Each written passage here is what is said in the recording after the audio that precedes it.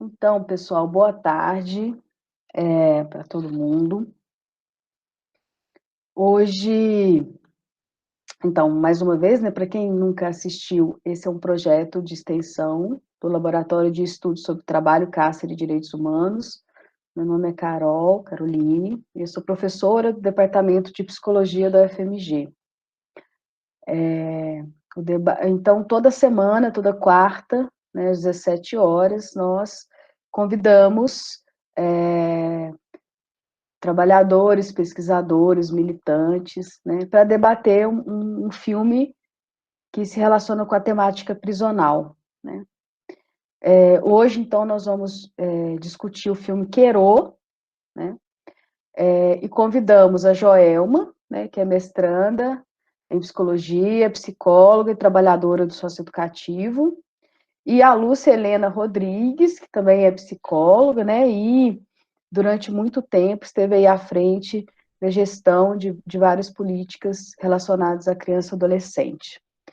Eu queria agradecer muito, assim, vocês aceitarem, né, toparem esse debate hoje, e as regras são as seguintes: vocês têm aí de 10 a 15 minutos para fazer os comentários iniciais, né? E durante a fala, logo em seguida, as inscrições são abertas e qualquer pessoa pode se manifestar, seja em relação ao filme, seja uma fala de vocês duas, né? Ou seja, uma questão que chama atenção sobre essa temática, ou sobre o filme específico, enfim. A ideia é que a palavra circule, tá bem? Então, bom debate para a gente. E é isso. Karen, tem mais alguma coisa? Só o aviso de para quem quiser certificado de participação, mas ao finalzinho a gente compartilha um link para vocês completarem com as informações para a gente poder enviar o certificado para vocês. E que a Mari vai conduzir, a Mariana, ela é do LabTrab também, e ela vai chamando vocês conforme as inscrições no chat. É isso. Bom debate para a gente. Bom, então vamos. Joelma, Lúcia, fiquem à vontade. Não sei quem quer começar. Deixa eu abrir meu microfone aqui. Acho que posso começar, Carol? Tudo bem. Até porque acho que ocupo e ocupei lugares diferentes da Joelma nesse processo, né? E Carol falou genericamente, eu fui gestora durante todo meu percurso profissional de políticas públicas. Dentre elas, eu dirigi uma unidade de privação de liberdade em Belo Horizonte, sob a gestão da Prefeitura Municipal, né, o SEAD. Foi uma situação excepcional, porque a privação de liberdade não é de responsabilidade do município, mas, num dado momento, a partir de alguns compromissos do prefeito, então, Célio de Castro, essa responsabilidade foi atribuída ao município pelo juiz de então, o juiz da vara de infância de então. Depois de um período na privação de liberdades, eu fui gerente também das medidas socioeducativas em meio aberto, e mais recentemente, depois da prefeitura, eu fui para Brasília, na coordenação nacional do sistema socioeducativo, do SINASE, e mais recentemente trabalhei no estado, aqui em Minas, na implantação da política de medidas socioeducativas em meio aberto junto aos municípios. O filme Querô, eu estava comentando hoje com a Carol que eu conheci muitos Querôs, muitos, né? Acho que Plínio Marcos foi extremamente feliz na síntese que ele fez, né, nesse personagem, no Querô, porque o próprio nome do filme, quando usa, né, e quando enfatiza o apelido, ele mostra o cerne da questão da vida da maioria desses meninos e meninas, que é a ausência ao direito a uma identidade. No período em que nós fomos chamados a fazer a gestão do Centro Socioeducativo de Privação de Liberdade, eu fico muito grata por essa experiência, porque eu sou do período ainda do Código de Menores. E o filme Querô, ele foi escrito, a peça foi escrita pelo Plínio Marcos, na vigência do Código de Menores. Mas ele foi filmado na vigência do Estatuto. Então, nessa transposição, faltam algumas coisas ao filme da realidade jurídica e de hoje, né, da circunstância de hoje. Com isso, eu não quero dizer que a realidade seria melhor, né? Mas eu acho que traria mais elementos para a discussão se o filme tivesse conseguido abordar, né, a tentativa que se fez na transição do Código de Menores para o Estatuto, de fazer com que as medidas socioeducativas elas realmente tivessem um caráter socio-psicopedagógico. Querô gira, né, realmente em torno dessa questão, o filme, dessa questão da identidade, porque o conflito que se desencadeia e que o torna alvo da maior violência institucional está diretamente relacionado, né, à entrada dele, a tentativa de entrada dele naquele grupo de adolescentes da então FEBEM, né, da Unidade de Privação de Liberdade, e quando eles tentam reduzi-lo, né, à história da mãe, ele se rebela e tenta, a todo custo, forjar o seu lugar, a sua própria identidade naquele lugar. Essa é uma experiência que se repete na maioria dos adolescentes, né, que chegam no cumprimento de uma medida socioeducativa. Essa situação fica muito mais aguda, me pareceu, na minha experiência, na privação de liberdade, porque eu trabalhei com adolescentes na faixa de 12 a 15 anos na privação de liberdade. E muitas vezes, aquele que chegava com apelidos, com histórias, né, de violência, de agressividade, na primeira noite na unidade, a pergunta que eles faziam para a gente é assim: a luz vai ficar acesa porque eu tenho medo? Então, nós nos deparamos, na maioria das vezes, com crianças num estado de sofrimento imenso, muito grande.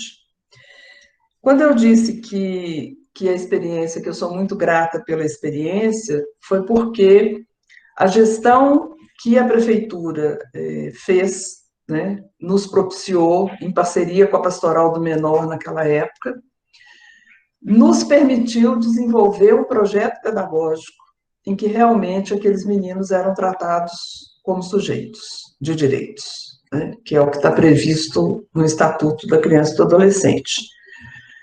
Isso demandou, né, de todos nós, uma construção coletiva cotidiana de um projeto pedagógico em que todos, sem exceção da equipe, participavam do processo de elaboração, de avaliação, de execução, numa sintonia muito fina e muito próxima entre o corpo técnico e os educadores.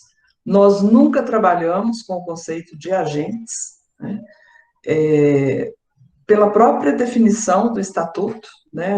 Nós sempre entendemos que essa era uma concepção equivocada. Eu continuo achando que é uma concepção equivocada, né? É uma concepção que leva aquilo que deveria ser um projeto socioeducativo para muito perto de uma experiência de política penal, né? Que não deveria ser a concepção. Com isso, eu não estou dizendo que eu sou adepta nem defensora da privação de liberdade, né? Mas, como ela faz parte do ordenamento jurídico, né, vigente, e as medidas são aplicadas, eu continuo defendendo que o Estado, que é o responsável pela execução desta medida, desenvolva, né, aquilo que está previsto no Estatuto. Isso significa hoje investimentos muito maiores daqueles que foram feitos até agora, né? Na nossa experiência, nós trabalhávamos com, no máximo, 30 adolescentes, com uma equipe que equivalia, né, a quase que um por um funcionário para cada adolescente, incluindo a equipe da escola e todos os demais trabalhadores da unidade.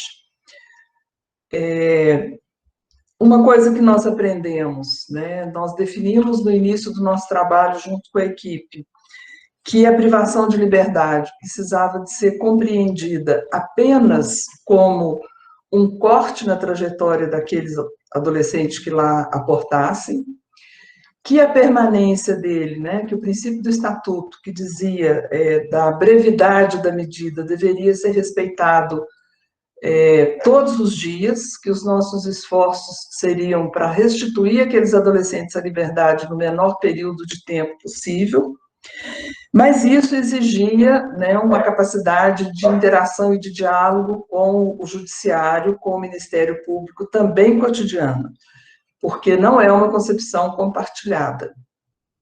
Há um raciocínio recorrente de que o tempo precisa estar relacionado com a gravidade do ato, e isso não corresponde à verdade, né?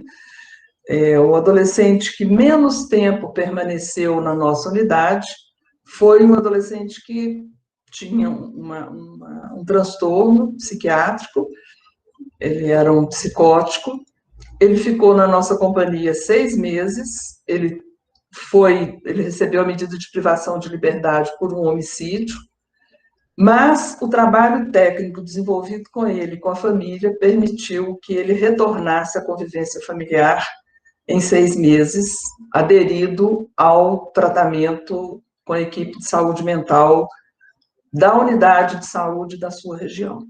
Então, é plenamente possível fazer com que o princípio da brevidade seja respeitado, desde que a gente tenha uma equipe comprometida e com as condições adequadas de trabalho. Acho que, a princípio, seria isso, né? O filme Querô nos mostra o oposto disso, né? Uma violência institucional desmedida em todos os aspectos. E, como eu disse, né, senti falta, pelo filme ter sido feito em 2007, de alguns aspectos que poderiam participar dessa discussão, como a ausência da defensoria na vida dos adolescentes, né, a limitação desse direito de defesa que o Estatuto assegura, que sequer é citado no filme. Acho que é isso, Carol, por enquanto. Obrigada, Lúcia. Joelma? Oi, gente. Então, eu sou trabalhadora, né, do socioeducativo, então eu e a Lúcia aí estamos aí no contraponto aí, né? Joelma, só um Oi. minutinho, tá dando eco na sua voz, eu acho que tem outra coisa ligada aí. Pronto, acho que melhorou, né? Não. Vou ter que sair. Tá. Melhorou? Sim, né? O vídeo saiu. Então, eu fiz algumas anotações aqui, né, para a gente conversar, e aí o que eu quero trazer é que a institucionalização, né, de crianças e adolescentes no Brasil, né, ele inicia no século XX, né, já em 1902, 1903, foram criados o Instituto Disciplinar e a Colônia Correcional em São Paulo. Então, essas instituições trabalhavam na perspectiva da pedagogia do trabalho, de que o Estado deveria educar aquelas crianças que estavam abandonadas, que estavam na rua, e aí essas crianças e adolescentes já começaram a ser institucionalizados a partir daí. Depois temos o Código de Menores de 1927, o de 1979, né? E aí o filme a Lúcia já até comentou, né, de 1976, onde naquele momento a institucionalização se dava pela FEBEM, né? E aí nós tivemos o estatuto, mas o que a gente vê é que o estatuto ele não veio acompanhado de mudanças estruturais na nossa sociedade. E aí os adolescentes hoje trazem para a socioeducação um problema estrutural, né? Eles já chegam na unidade com uma defasagem escolar, né? Em várias situações de vários tipos de vulnerabilidades. Então, ali no socioeducativo tem todas as contradições sociais, né? No prefácio do livro Difíceis Ganhos Fáceis, da Vera Malaguti, o Alessandro Barata, ele fez o prefácio, e ele traz uma fala do Antônio Carlos Gomes da Costa, em que ele diz que no Brasil há uma distância entre as normas e a realidade. Então, sem um projeto de sociedade mais igualitário, a aplicação, né, dos novos direitos da infância e da juventude ficam praticamente impossíveis, né? Então, assim, pensando nisso, né, e aí aliada à história de negligenciamento da trajetória de vida do Queirô, ele vai para a FEBEM, né, no ambiente opressor, onde ele tem alguns direitos violados, no ambiente de corrupção, né, onde ele sofre abuso sexual. Então, a gente vê ali que era um ambiente muito opressor, e aí o que eu percebo é que muitas violações ainda ocorrem, né, no sistema socioeducativo atualmente, né, e a Lúcia traz da questão da identidade, uma coisa que eu percebi no filme foi que o Queirô não se deixa institucionalizar, né, a gente vê que muitos meninos ficam institucionalizados, tem adolescentes que passam a adolescência toda na internação, indo e vindo, e aí numa cena, né, onde há uma visita de uma instituição, não sei se é o juiz, né, lá na FEBEM, os adolescentes são orientados a ter o discurso pronto, só que o Queirô, ele não cede a isso.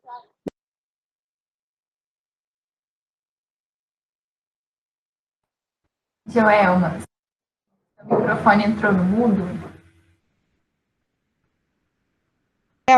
Até onde vocês ouviram? Ainda está dando eco, Joelma. Se você conseguisse ver se tem alguma conta aberta, eu estou captando seu microfone por dois lados.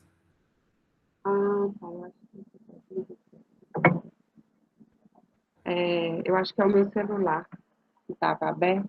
Peraí. Pode ser. Tá. Eu tirei o fone também, acho que pode melhorar. Acho que Melhorou? agora foi. Perfeito. Até que vocês ouviram a minha fala. Não sei nem onde eu parei.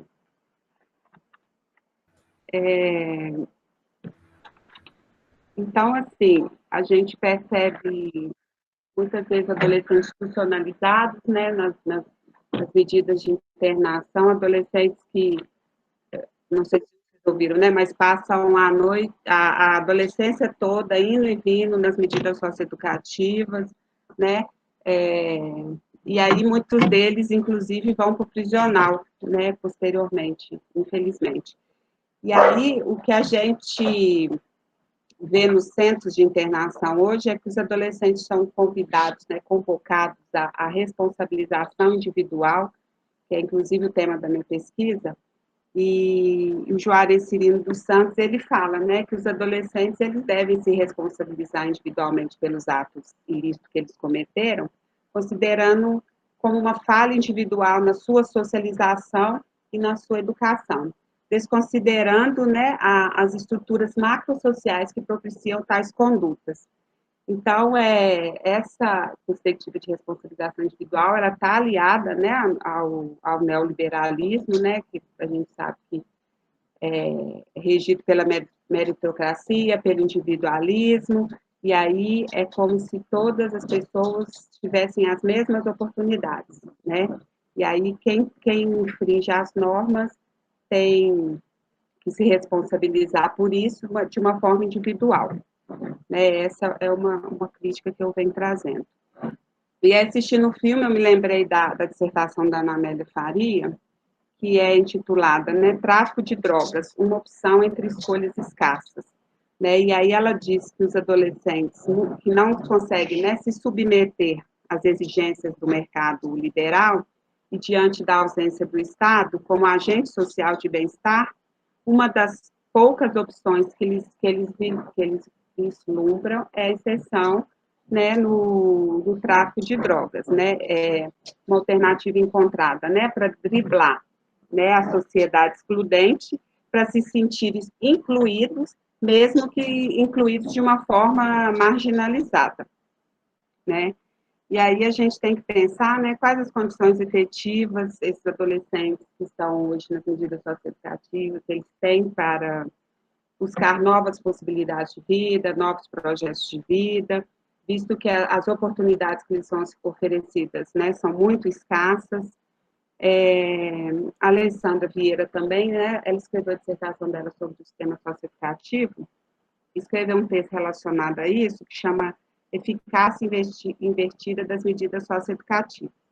E aí, nesse texto, ela vai colocar, né, usar o termo que muitos indivíduos são considerados inúteis para o mundo, né, um termo do Castel, onde muitas pessoas são consideradas desnecessárias, né, no funcionamento do capital e impossibilitados, né, dele conseguir, ela traz, né, que impossibilitados de conseguir um lugar estável nas formas dominantes de organização social ou nos modos de reconhecimento de pertencimento comunitário, acabam lhe sobrando poucas opções, né? O Queiro tem uma fala, quando ele está na solitária, né, que ele diz assim: mãe, por que me pôs no mundo? Olha o que fez comigo, mãe, eu nunca fui nada. Vivo de favor, durmo de favor, como de esmola. Isso presta, mãe? Isso acaba com a gente. Deixa a gente ruim, mãe. E aí o Queiro, né, ele traz, segundo ele mesmo diz no filme, uma raiva introjetada aí da história de vida dele. E aí o que ele sempre fala no filme é que ele quer uma arma, né? E o que essa arma simboliza para ele, né? Será que essa arma simboliza se fazer reconhecido, se fazer respeitado, como ele mesmo diz que foi sempre um pivete humilhado? Então, nem que seja pelo poder de uma arma, ele acredita que ele pode ser respeitado, né? E ele tem, né, chega o momento do filme que ele tenta, né, buscar outras saídas, ele arruma um trabalho, se apaixona pela menina, e aí o policial vai atrás dele pedir suborno, né? Isso me lembrou até uma frase que eu vou falar do Luiz Eduardo Soares, que é o título do texto dele, que é a conspiração contra a mudança, né? Mesmo você querendo a todo, é como se houvesse uma conspiração contra a mudança, que a gente vê que é as dificuldades estruturais mesmo. E aí, no diálogo dele também, ele traz com a menina pela qual ele está apaixonado, ele diz assim: eu gosto quando me chama de Jerônimo, vira outro cara, bem melhor. Eu queria ser esse cara, só que esse sonho tiraram de mim.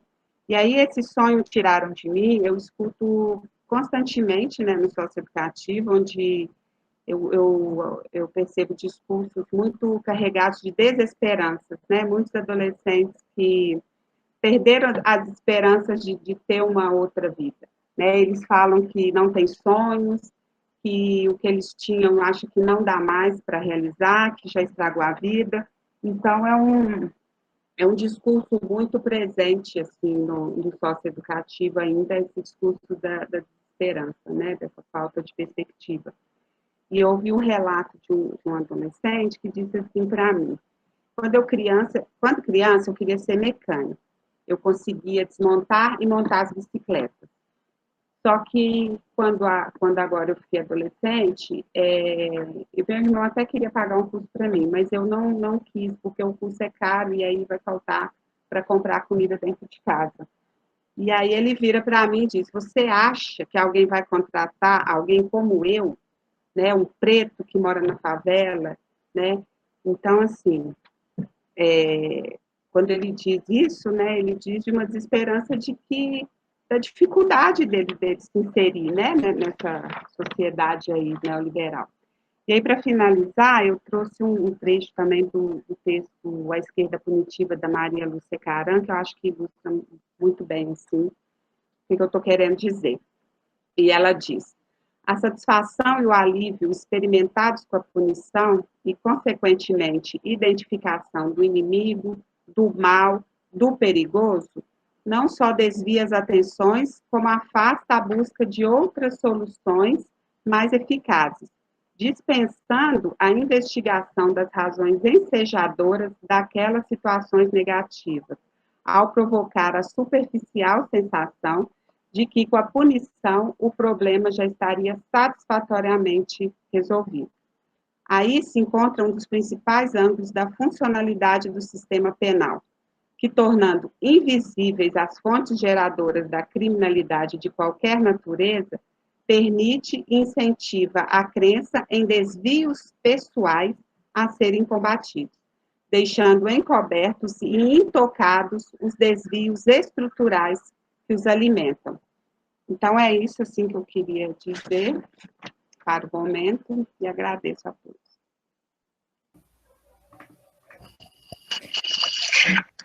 Oi, gente, boa tarde.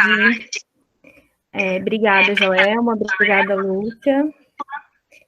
Alguém quer se inscrever para fazer algum comentário?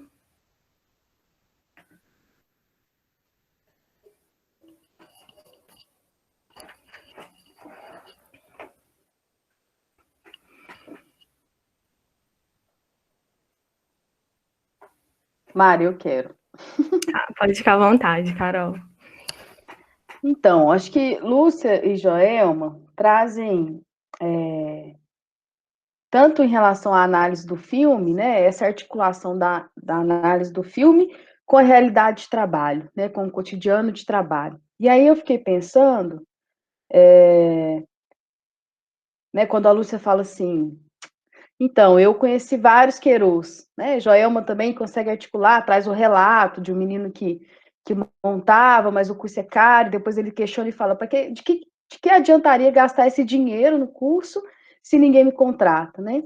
E aí, a minha questão para vocês é a seguinte, eu queria que vocês tentassem pensar, assim, quais práticas, né, e aí práticas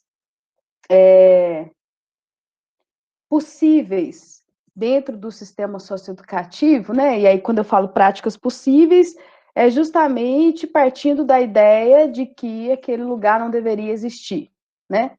Então, quais são as práticas possíveis para atuação, né? Eu estou falando atuação psi, mas pode ser diversas outras profissões, né? Nestes tempos, né? Que a gente sabe das inúmeras denúncias de violações de direitos, tortura, superlotação, né? Quais são as práticas possíveis que promovam aí momentos, quem sabe, né? Momentos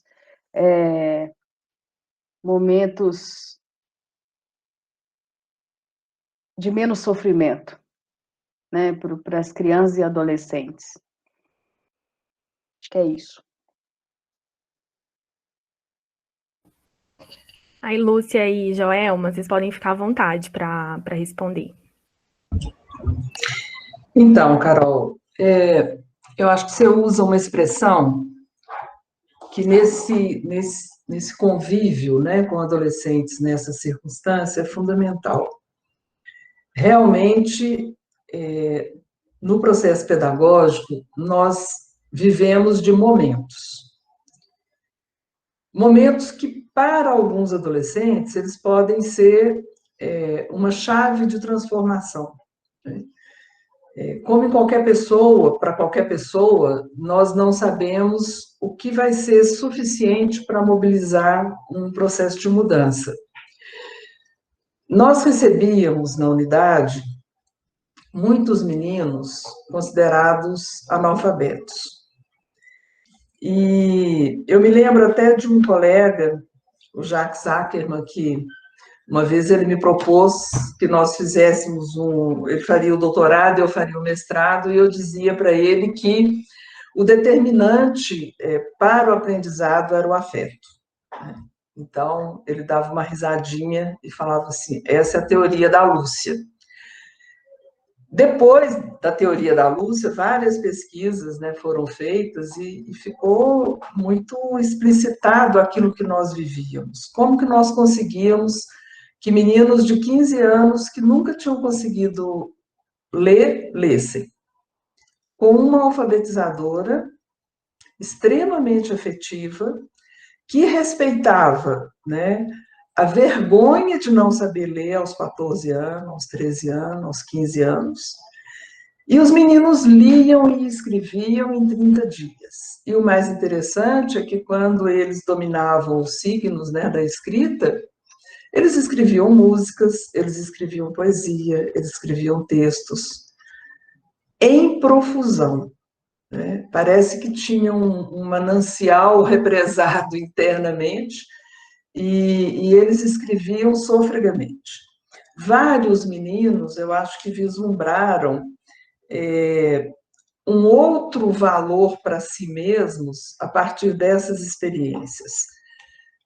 Quando Joelma coloca toda a circunstância macroestrutural, é como se nós nos deparássemos com uma grande muralha e que é impossível atravessá-la, superá-la e mudar.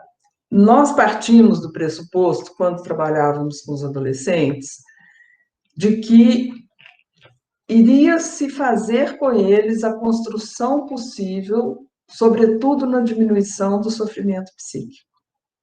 Né? Era um passo de cada vez, um dia de cada vez. Porque realmente as limitações pelas quais eles passaram são assim absurdas. Né? Eu vivenciei situação de adolescente que só na terceira internação, na terceira vez que ele chegou à unidade, que nós conseguimos compreender que a grande ameaça a ele era a própria mãe. Né? Esse foi um menino que, aos 15 anos, ele saiu da unidade para o programa de proteção a adolescentes ameaçados de morte, e a ameaça era a mãe. Então, são experiências tão impactantes, tão limítrofes, né, que a nossa preocupação, tanto no meio aberto quanto na internação, era trabalhar aquele sujeito, né, na medida do que ele dava conta, daquilo que ele podia, tentando trazer a ele uma qualidade de vida que ele nunca tinha tido antes. Né? Sem uma expectativa de que ele iria dar grandes saltos. Né? Mas num compromisso com cada adolescente, e obviamente que fora da relação técnico-adolescente, o corpo da unidade com cada adolescente, nós tínhamos e continuamos tendo todo o trabalho, né, de luta pelos direitos mais amplos, todo o trabalho da superação institucional, da garantia, né, dos direitos mínimos, da oferta de oportunidades que até então aqueles adolescentes não tinham tido. Mas na relação, né, nessa pergunta que você faz, Carol, o que é possível, né, o que nós aprendemos e o que, na época, nós desenvolvemos foi tratar com extremo cuidado, né, caso a caso, e respeitando as possibilidades e a individualidade de cada um. Né. Vimos muitos morrerem precocemente, né, e vimos alguns tomarem outros caminhos. Não são a maioria dos casos, infelizmente não são. Mas eu acho que é possível.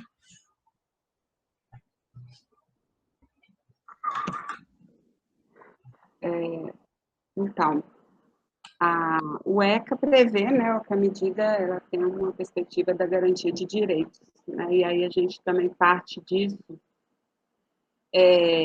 tentando garantir o mínimo de direitos, né, daquele adolescente que está cumprindo medida.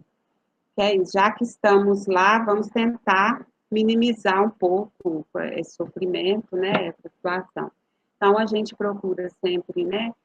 Muitos adolescentes chegam com queixas, por exemplo, de dor de dente e nunca foram dentistas. Então, a gente tenta, acessando, né, a rede SUS, promover acesso adolescente à saúde, né?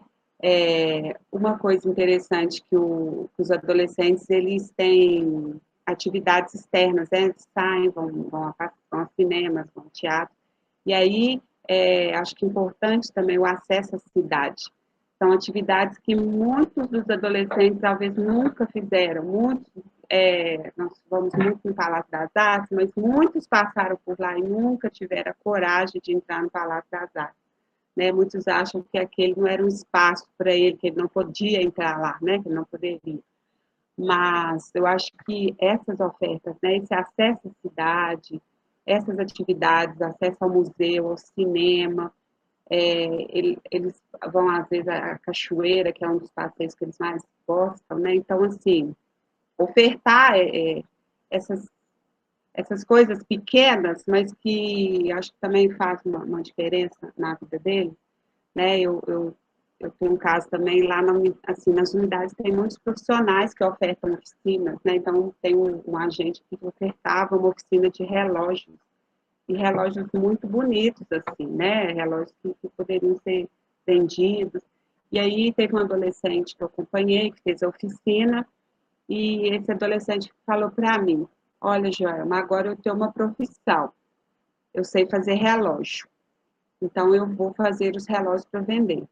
E esse adolescente, né, houve até exposição desses relógios no CRJ, né, no Centro de Direito da Juventude.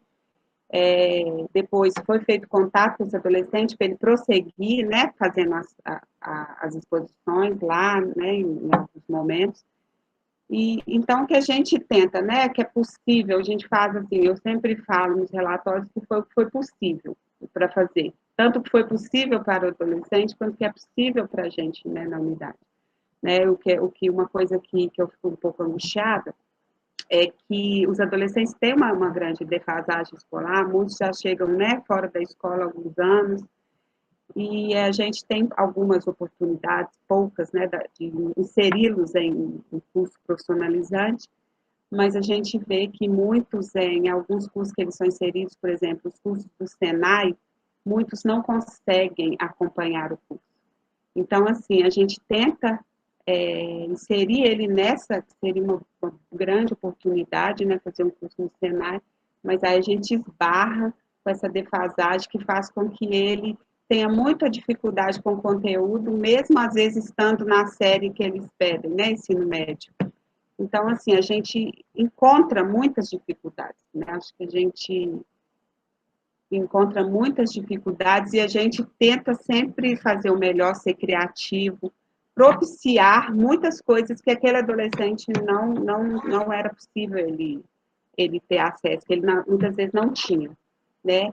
E muitas vezes, infelizmente, ele sai do socioeducativo para a realidade dele e aí ele não vai ter acesso àquilo que ele conseguiu ter na unidade. Isso é também uma questão que eu fico triste com isso.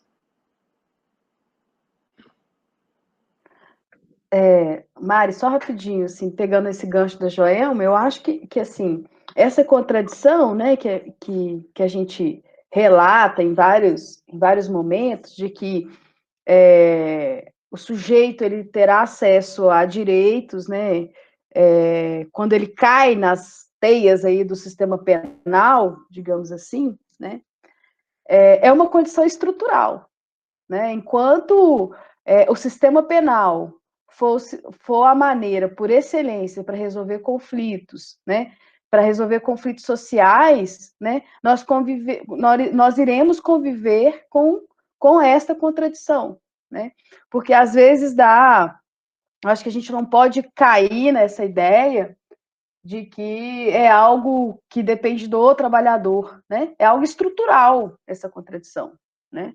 E aí, lembrando, que ficou um pouco evidente aqui para mim, quando vocês trazem os relatos, né, a partir da minha provocação do possível, né, a ideia de educação aparece, né, seja você, a Joelma, trazendo a ideia de educação profissionalizante, seja a Lúcia trazendo inúmeras inquietações e práticas, né, educacionais no campo da escolarização formal também, né, e a educação, ela tem sido pensada também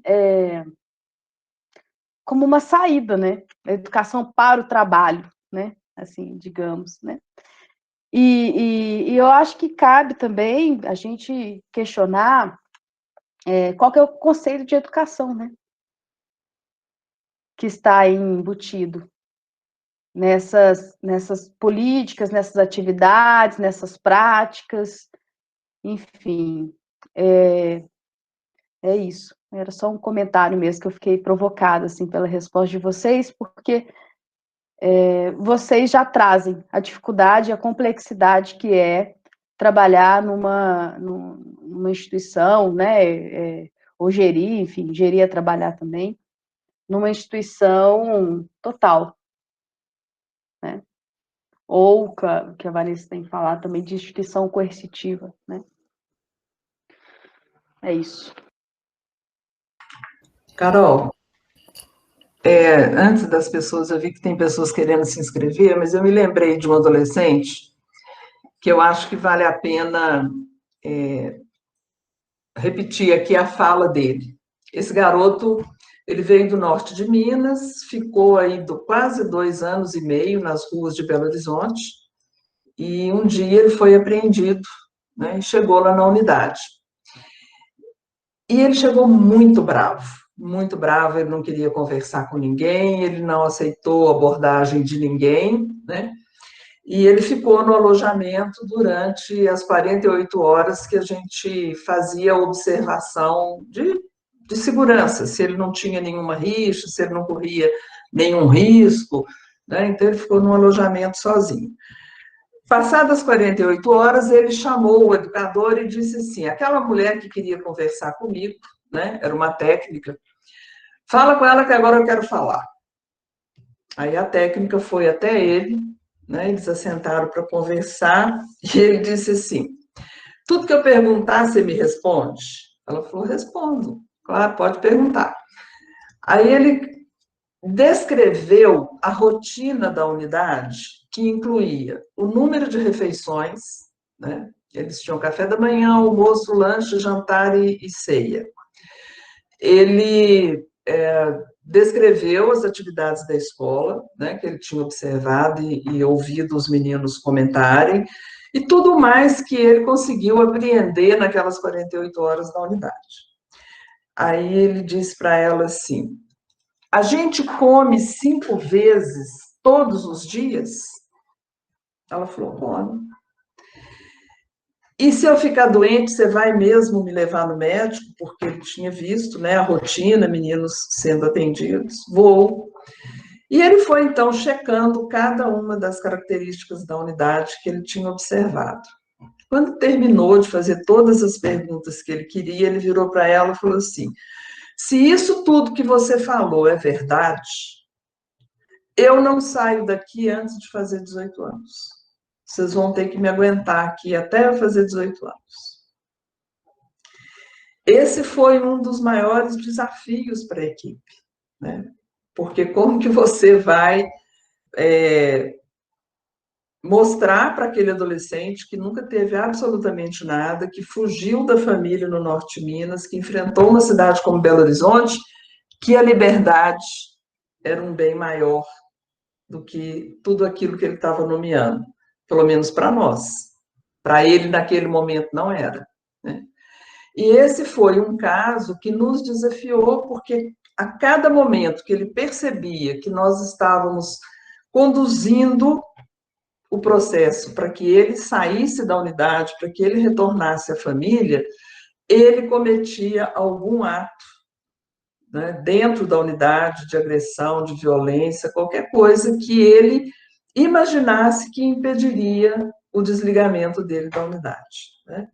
Então, essa questão estrutural, ela realmente é de uma gravidade muito grande, e eu só me lembrei dele e quis, né, relatar uma leitura de mundo, né? É isso que você falou, assim, ele só teve acesso, ele só chegou a direitos mínimos, né? E eu fiquei assim, extremamente impactada quando ele fazia, e ele perguntou várias vezes se de verdade ele comeria 5 vezes ao dia.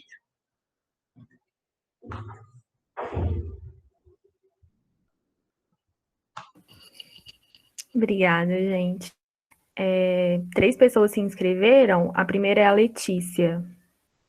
Pode ficar à vontade, Letícia. Obrigada. Boa tarde, gente. Primeiro, eu queria falar que eu estou muito impactada, principalmente com essa última fala, né, da Lúcia. Eu gostaria de contar aqui um pouco um relato, né, de uma experiência pessoal e, a partir disso, fazer algumas perguntas, né. Eu estudei sempre em escola pública, né, e moro em um bairro periférico, e na minha infância, né, eu convivi com um amigo que ele teve, né, uma trajetória na criminalidade, e ele estudava na minha sala, né, e tinha muitas violências, enfim, ele agredia professores, entre outras coisas, né, que acontecia dentro da escola. Eu entendo, né, a lógica estruturante, né, como cada uma falou aqui, né, que tem essa questão, né, de que a gente tem que olhar de forma sistêmica, né, de onde a pessoa veio, né, e por que, né, ela está fazendo isso hoje. E uma das coisas que aconteceu na escola foi que esse amigo meu, ele foi expulso da escola por causa, né, das coisas que ele estava fazendo lá dentro, né, como eu relatei. Eu não sei, né, se hoje em dia existe essa lógica, né, de expulsão, quando a pessoa fere as normas, enfim. A minha indagação é nesse sentido, assim, porque eu vejo, né, que a partir desse ponto, né, a partir do momento que ele foi expulso da escola, ele começou, parece que, sabe, foi só piorando, porque a escola era um lugar onde ali ele, assim como a Lúcia falou, ele tinha uma merenda, ele tinha amigos, né, com quem conversar, ele tinha uma estrutura, né, e uma estrutura de direito, né, direito à educação. A partir do momento que ele foi expulso, ele não estudou mais, ele começou a furtar, enfim, entrar aí em outras lógicas ainda mais violentas.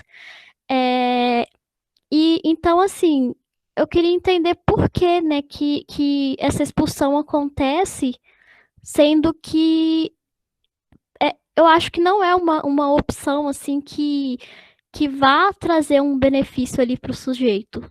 Esse amigo meu, né, no final, né, do ano passado, ele acabou sendo assassinado, né, e isso gerou uma comoção, inclusive, na comunidade escolar, né, e só a partir daí que eu acho que foi um ponto de reflexão para as pessoas, porque quando ele estava dentro da escola, ele era a pessoa que agredia, violento, que mexia com drogas, enfim.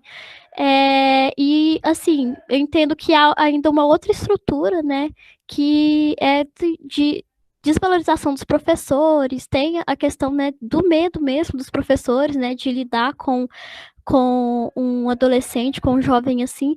Então, eu queria entender um pouco mais de como que funciona, né, nesses casos, assim. Talvez minha pergunta é bem primitiva, assim, por eu não entender essa lógica, mas é a dúvida, assim, que eu tenho. Obrigada, gente. Obrigada, Letícia. Vitor, pode ficar à vontade. Obrigado. Pessoal, boa tarde. Meu nome é Vitor. Eu sou assistente social de formação e atualmente faço mestrado em Sociologia na UFMG. E, como assistente social, já tenho algum tempo de atuação vamos dizer, instituições de privação e também instituições de acolhimento institucional para adolescente. Então, eu, enfim, consegui transitar por esses espaços. E aí, a pergunta que eu queria fazer, ela gira muito em torno daquilo que a Carol falou, porque eu acho que um dos grandes avanços que a gente tem ao estudar, entender e compreender o sistema penal é pensar ele como um fenômeno ambivalente e contraditório. Porque ele permite, pensar dessa forma, nos permite, inclusive, entender, do ponto de vista até micro, das nossas ações enquanto profissionais que operam na ponta, né, o serviço, as nossas contradições e ambivalências, né, diretas ali, né? Então, é um ganho importante. E pensando nisso, eu acho, e aí eu queria fazer a pergunta assim, para ambas, porque a gente sempre compara, a gente compara o sistema socioeducativo, né, o parâmetro que nós temos de sistema socioeducativo é o sistema penal adulto, vamos dizer assim, né? Até porque no Brasil a gente não tem um sistema de justiça juvenil, diferentemente de outros países, e aí críticas, enfim, que podem ser feitas. No Brasil nós não temos um sistema de justiça juvenil.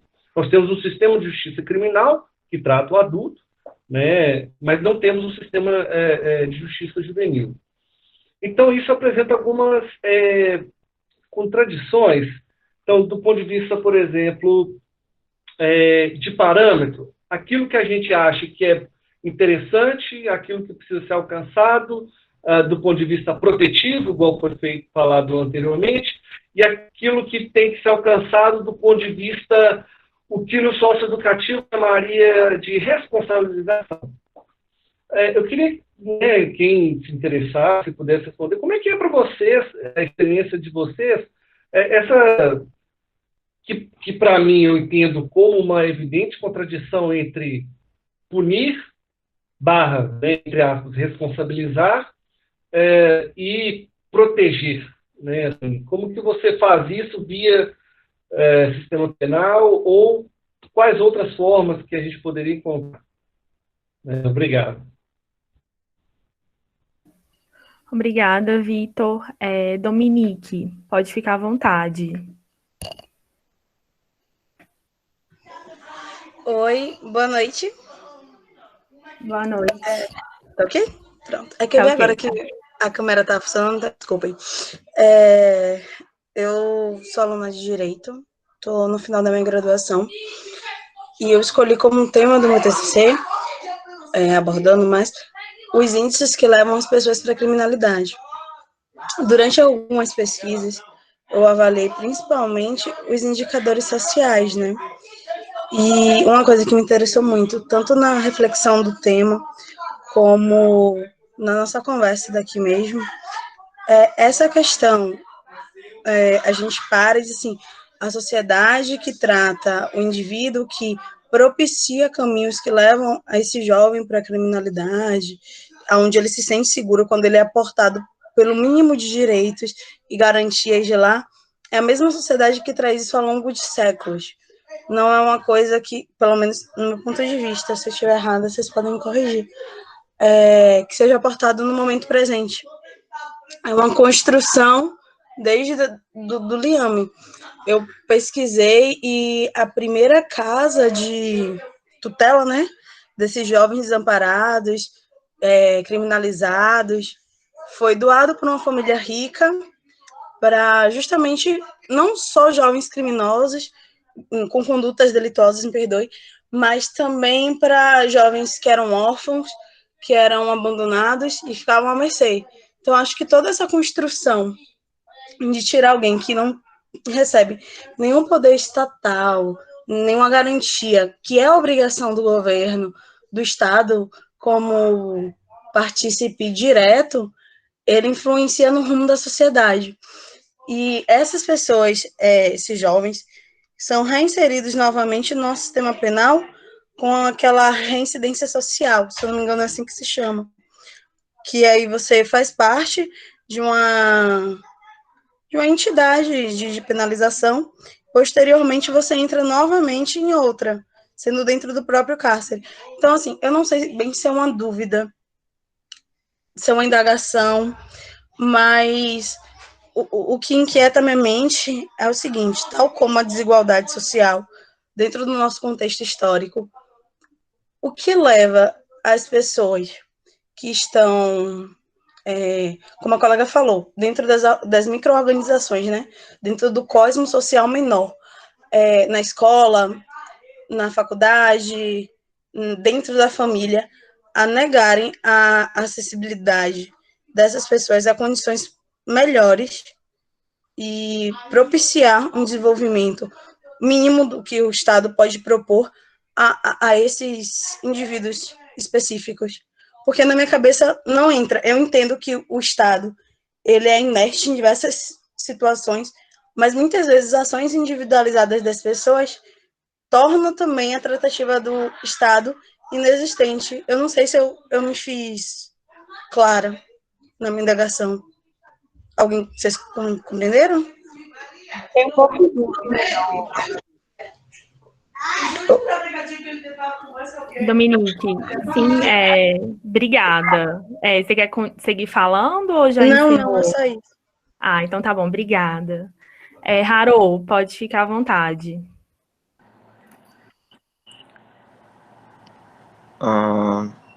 Estão me escutando?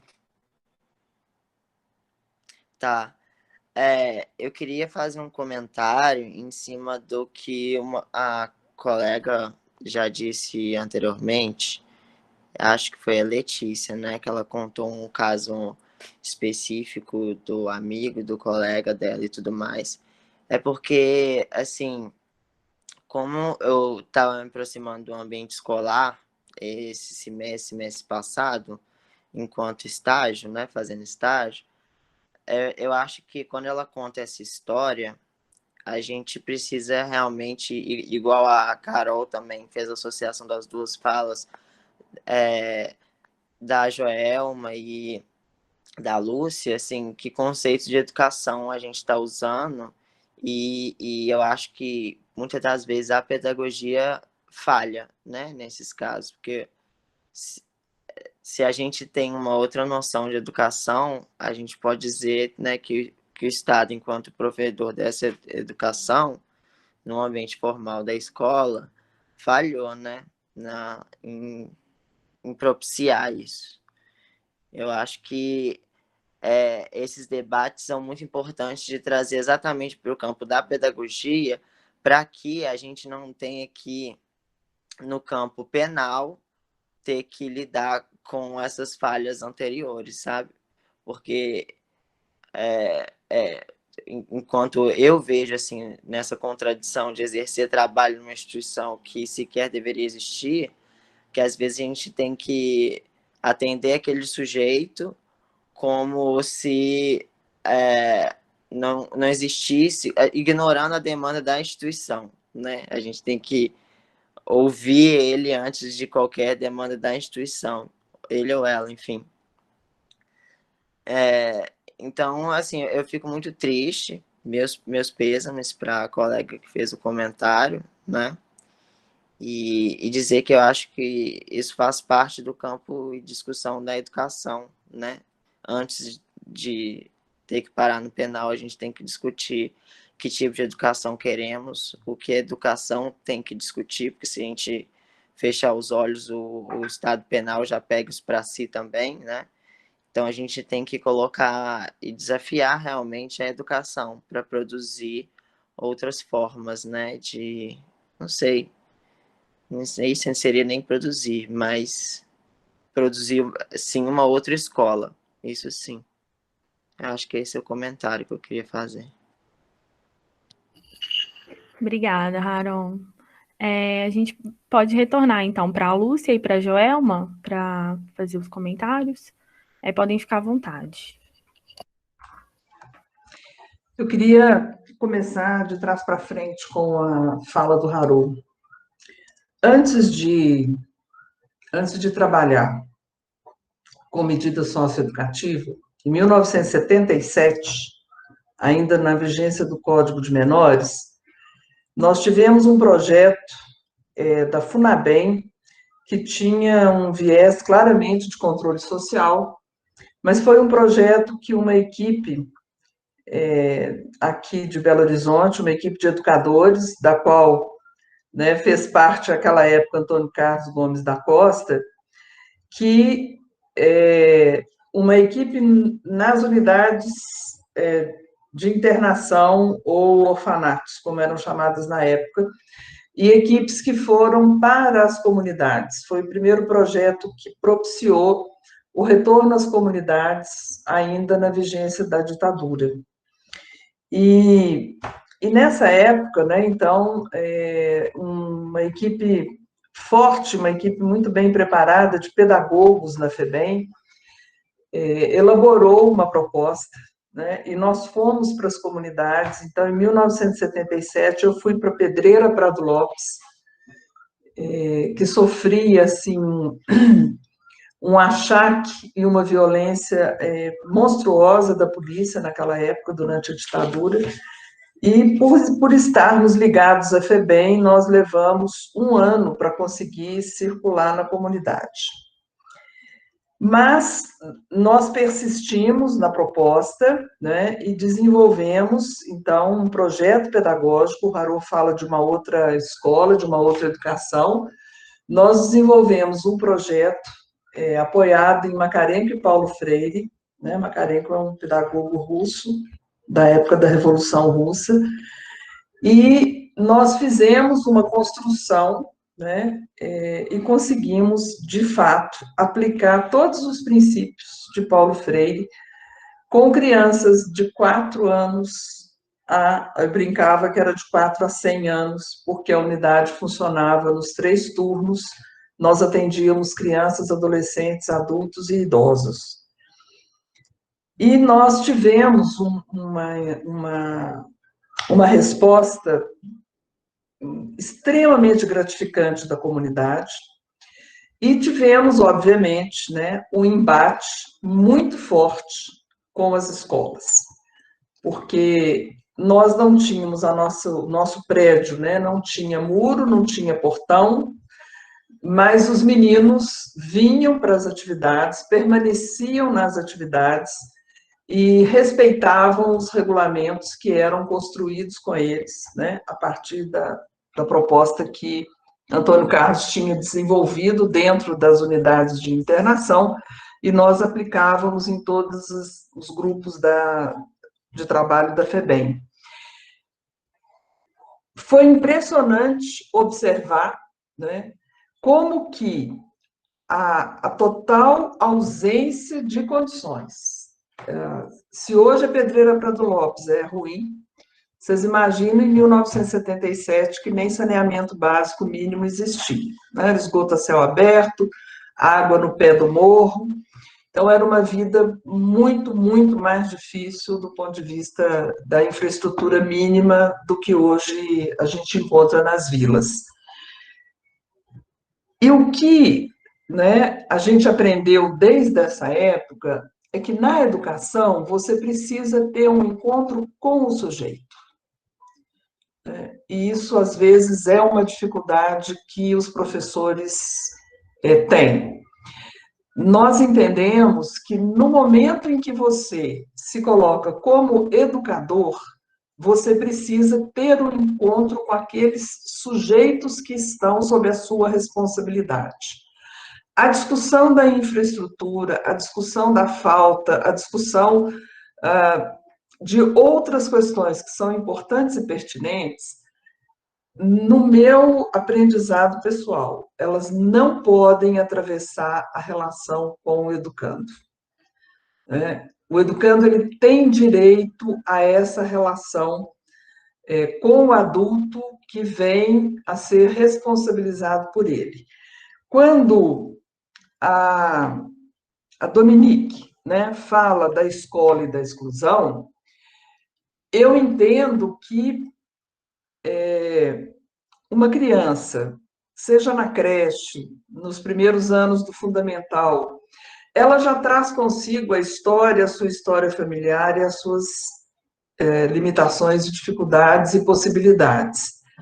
mas geralmente ela não é vista, ela não é cuidada, e a tendência, né, é que alguns desses grupos, dessas classes, eles fiquem numa situação à margem das atividades que vão se agravando progressivamente, né? Recentemente, nós, acompanhando um projeto no Morro das Pedras, uma líder comunitária nos relatava que eles estavam fazendo um recolhimento de alimentos nos sacolões, enfim, e que eles faziam, né, essa pessoa, a Patrícia, ela faz uma janta, a expressão dela é que ela oferta uma janta para os meninos não dormirem com fome. E aí ela nos disse o seguinte, o que ela entendeu na comunidade é que os meninos são aliciados hoje, agora, né, para o tráfico pela fome. Né? O traficante chama o garoto e diz para ele assim, vai buscar uma marmitex para mim, e aproveita e compra uma para você. Né? Então, essa mãe, né, que é uma mãe da comunidade, é uma liderança lá na comunidade, ela falou assim, quem sabe se ele não dormir com fome, a gente diminui a possibilidade dele responder ao convite do traficante. Né? Só que esse menino, em algum momento, ele esteve na escola, ele passou na escola, né? Então, de fato, as questões que foram colocadas do medo, do distanciamento, tudo isso é real, eu respeito, mas eu concordo com o Haru que a concepção de educação, né, da relação educador-sujeito, ela precisa de mudar, porque senão essa situação não vai ser rompida. E eu acho que, falando dessa relação, eu tento responder também ao Vitor, né? Como que é possível proteger? Eu nunca assumi, né? Eu acho que a instituição, o limite da liberdade, ele é uma punição.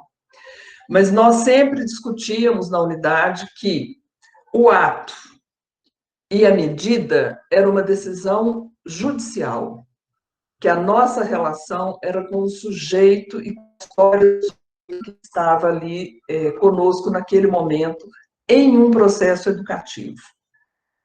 Dava bons resultados. Né?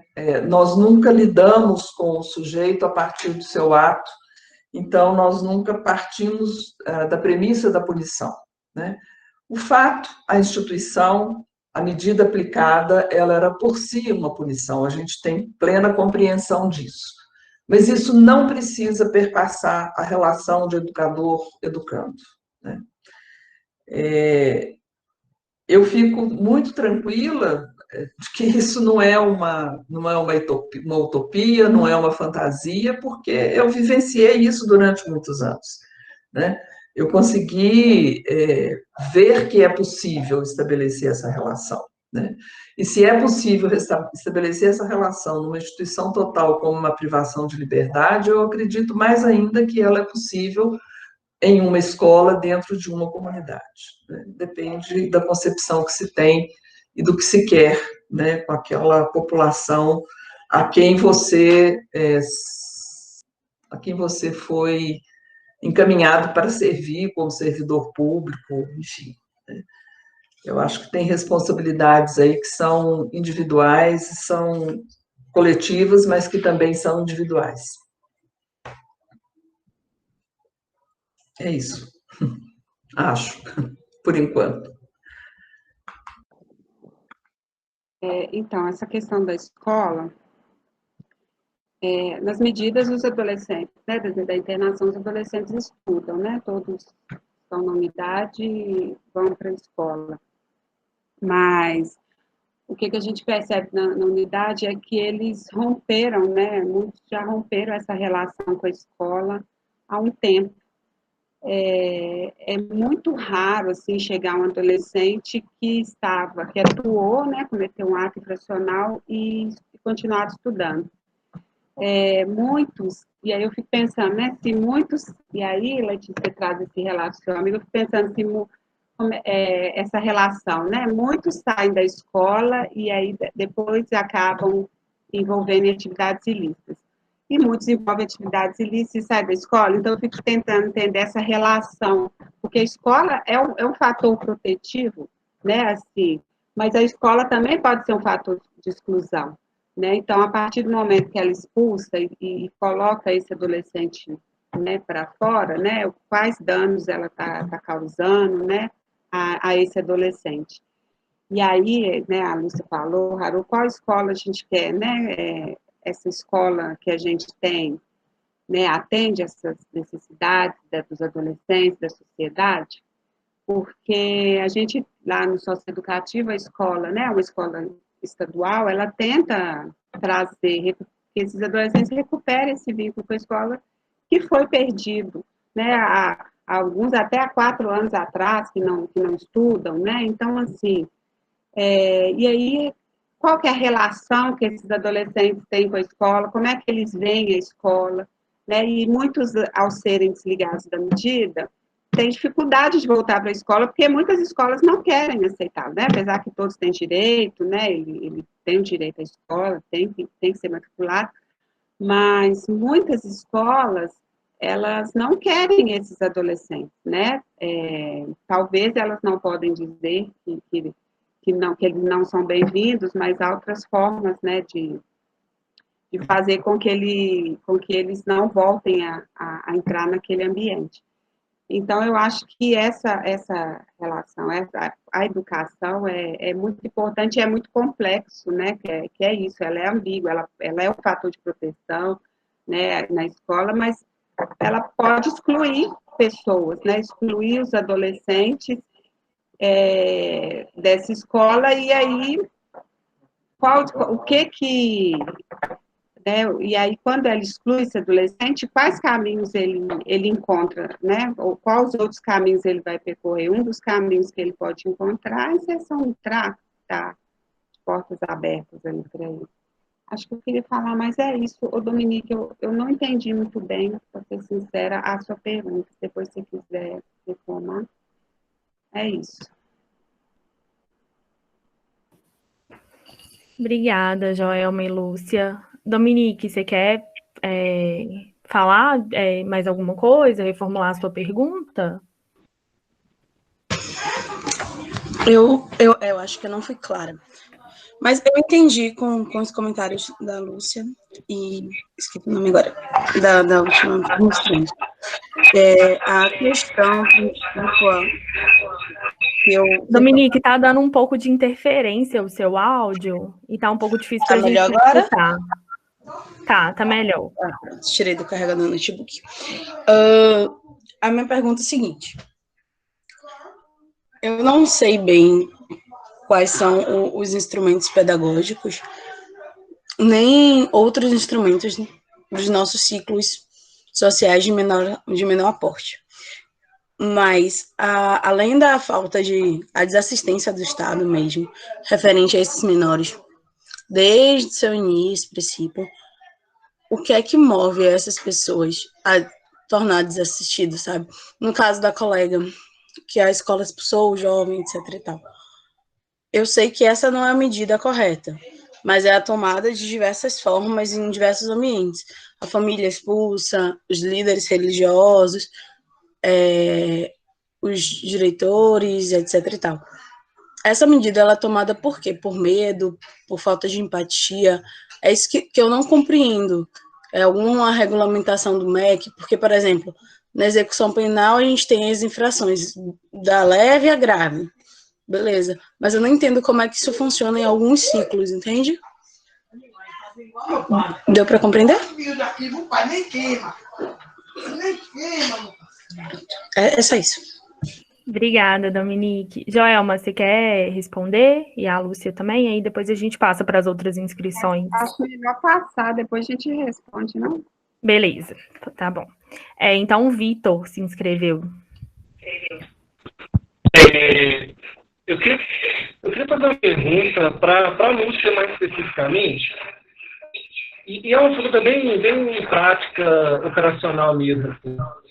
Eu queria entender por que, por exemplo, eu já vi que no ECA isso não tá claro, não aparece. Isso, no SINASE parece que tem alguma coisa nisso, porque, por exemplo, em Minas Gerais, aí eu não sei se isso é uma realidade no Brasil todo, por que aqui nós fizemos uma opção de gestão de política, de execução de política de medidas aplicativas em 2 anos? Vitor, desculpa te interromper, mas é porque tá dando muito eco a sua fala. Tá. E aí a gente não tá conseguindo escutar. Tá captando a sua voz no computador da Joelma. Aí se você puder ir para outro cômodo, ajuda. Não, mas eu acho que tá melhor agora. Tá, pessoal, vocês estão me ouvindo? Sim, agora melhorou. Pode continuar. Então, assim, a minha pergunta era para a Lúcia. Lúcia, eu queria entender, assim, se você pudesse me responder, por que, por exemplo, eu não sei a realidade do resto do país, do restante dos estados, mas por que, por exemplo, o que levou, como é que foi isso, em Minas Gerais, por exemplo, essa divisão entre meio aberto e meio fechado ser de gestão do Estado, e meio aberto ser de gestão das prefeituras. E mais ainda, e por que isso significou, no âmbito do Estado, isso ser uma política geralmente gerida no âmbito da segurança pública e nos municípios serem geridos no âmbito da assistência social? Eu estou fazendo essa pergunta porque isso acho que ainda vai um pouco naquilo que eu estava pensando com tradições, de pensar em punição e proteção. É claro que eu estou, assim, é óbvio que a gente pode pensar numa lógica de segurança pública, de segurança pública para além da lógica da punição, e de fato eu penso nisso. Mas, como é que é isso nos outros estados? Como é que foi essa construção, você que já está acompanhando e acompanhou isso durante um bom tempo? O que justifica? Como é que foi o processo político disso? Obrigado. Posso responder ao Vitor? Mariana? Pode sim, Lúcia. Ô, Vitor, a história é longa. Eu acho que nesse tempo aqui, em um outro momento, se você quiser, eu posso te contar com detalhes, porque eu fiz parte dela, né? Participei desse processo de construção. Na verdade, como algumas coisas do Estatuto, né, elas não foram reguladas de uma forma mais explícita, o que se tentou fazer, né? Existia uma discussão de que esta era uma política do campo de direitos humanos, né? Do campo de direitos humanos, e que, então, nós teríamos que ter uma estrutura, né? Tanto que a nível federal, né, está dentro, tristemente, né, hoje, mas está dentro do Ministério de Direitos Humanos. Foi lá que eu trabalhei no SINASE. Num dado momento, nós tínhamos a possibilidade de ampliar, né, o atendimento aos adolescentes. Nós tínhamos 2 políticas com capilaridade nos municípios para atender aos adolescentes, dando ênfase às medidas socioeducativas em meio aberto, em detrimento das medidas de restrição de liberdade, né? Então, existia uma opção clara de fortalecimento das medidas em meio aberto para que não prosperasse, para que não continuasse a prosperar a aplicação das medidas de restrição de liberdade. Por quê? Porque a justiça dizia o seguinte: olha, se não tem liberdade assistida, se não tem prestação de serviço à comunidade, ele vai para a cadeia, né? É o que eu tenho que aplicar uma medida, ele cometeu um ato, então é isso que tem para acontecer. Nós tínhamos 2 políticas naquele momento com capilaridade: assistência social e educação. A educação ficou pela sua lógica, pelas suas normativas, pela sua construção, ela ficou inviável e a discussão não tinha a menor chance de prosperar. Construir ou esperar construir uma capilaridade de políticas de direitos humanos específicas nos estados e nos municípios, para só aí, então, né, nós termos as medidas em meio aberto, também, historicamente, era caçar o direito dos adolescentes. Então, foi uma discussão pesada, foi uma discussão difícil, né? Em 2006 é que houve uma definição, né? E que, a partir daí, é que a política de assistência social passa a incorporar, inclusive, nos seus documentos, nas suas normativas, as medidas em meio aberto, né? Então, a outra parte da sua pergunta, no país, as medidas em meio fechado, elas não estão necessariamente na segurança. Em Minas, foi uma escolha no processo de desarticulação da FEBEM. Né?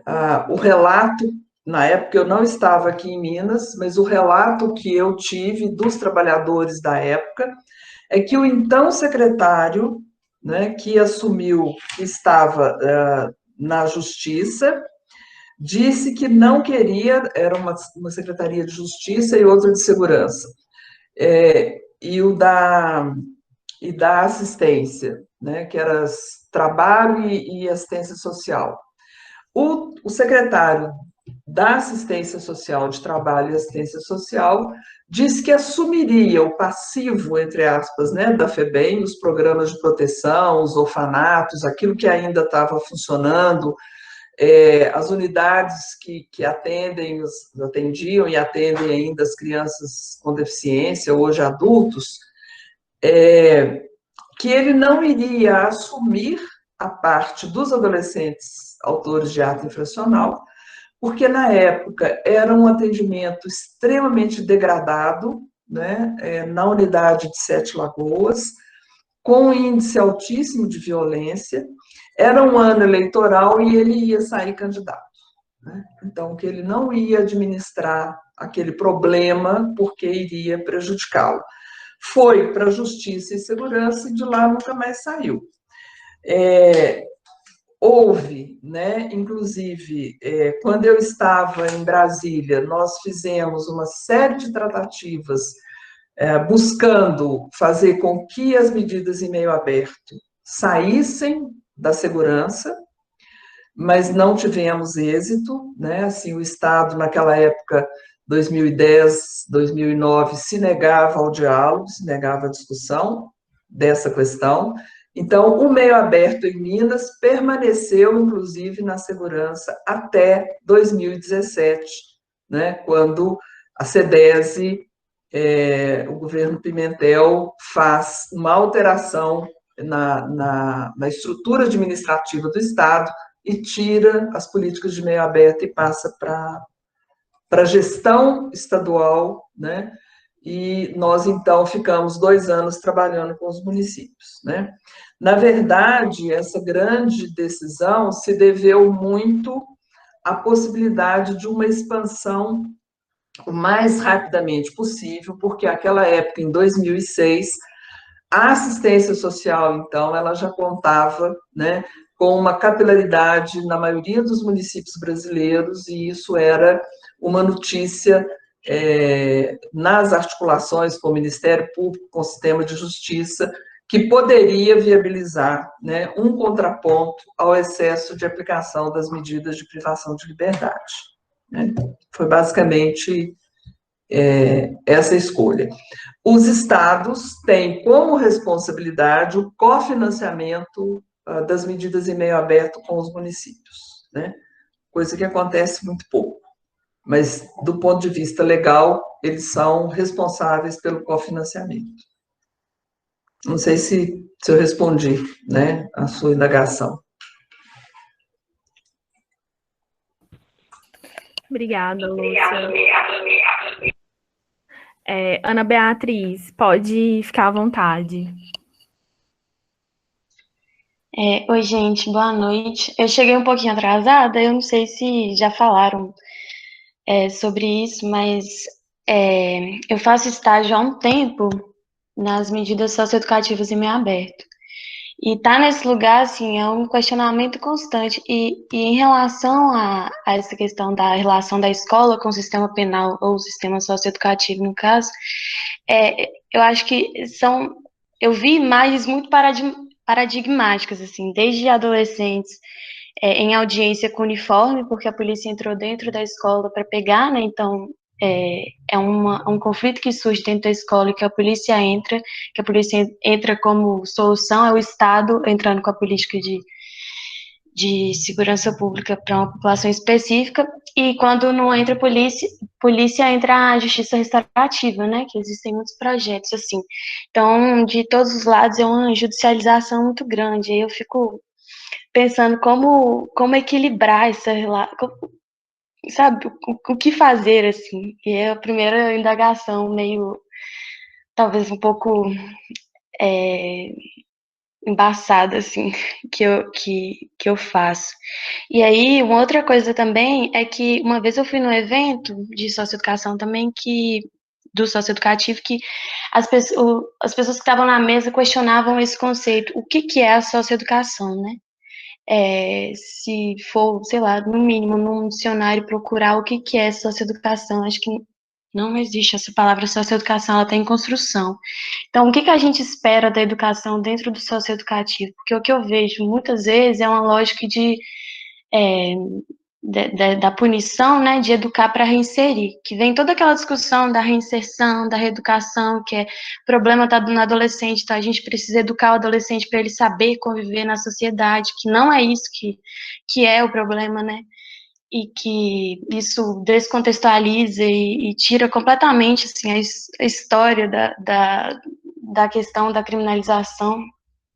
E aí, a segunda indagação que eu faço é isso, assim, o que é socioeducação, o que é possível para a educação nesse sentido de não responder a esse discurso que muitas vezes o sistema judiciário faz, que é assim, que é educa aí para reinserir, porque o problema está nele.